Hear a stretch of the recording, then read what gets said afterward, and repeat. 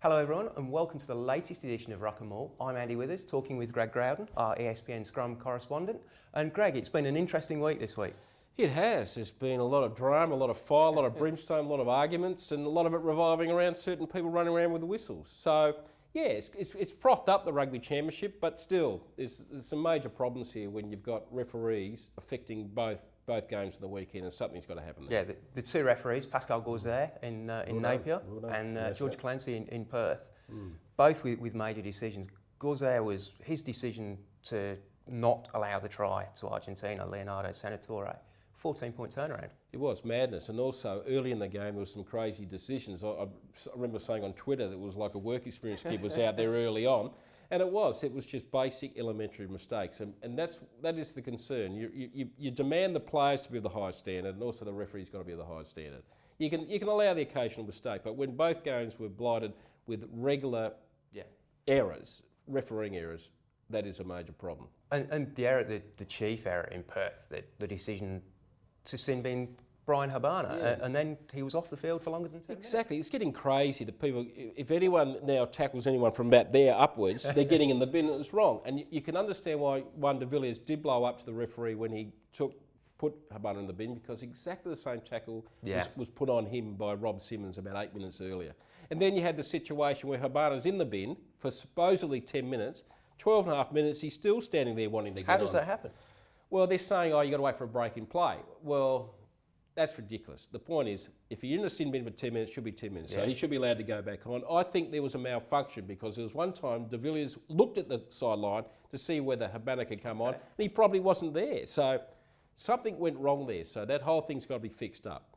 And first up, he shouldn't have been in there anyway. Yeah. But to be there 12 and a half minutes, and the frustrating situation where you see Rob Horn score and there's Brian Habana standing about 2 metres away on the sideline thinking, geez, I wish I could just touch him. No, it was wrong, blatantly wrong.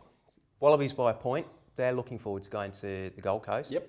How did you rate the Wallabies last week? 5.5 out of 10. I thought there were some good things. They play well under pressure. It's good that they're winning games in the last minutes. I'm impressed that Bernard Foley, again, they call him the showman because he performs under pressure. He won them the game in the final minutes, as he did with the Waratahs Super Rugby. So that's great that the Wallabies have a 10 who can handle that. So it's good to see them using the 9, 10, 12 again this weekend. My concern was major disciplinary problems during that game. There was endless, Rob Simmons, I reckon he had about 50, it felt as if he had about 15 penalties against him, some really ridiculous. And the skill level at times was very poor. And come on, they've got to pick it up. Tatafu Polota back in the squad this week. Perfect timing because the Argentinian pack is their strength. They're the best pack of the whole four in the Super Rugby, the Rugby Championship and the Super Rugby when they come in, if you know what I mean. I've got around that one easy. So Polota, it's good that he's there. So it's still going to be a bit tricky in Gold Coast. They'll win, but it won't be easy. I know the All Blacks, former All Blacks prop, Craig Dowd, who writes for ESPN Scrum, he's basically said Argentina have got a scrum and nothing else.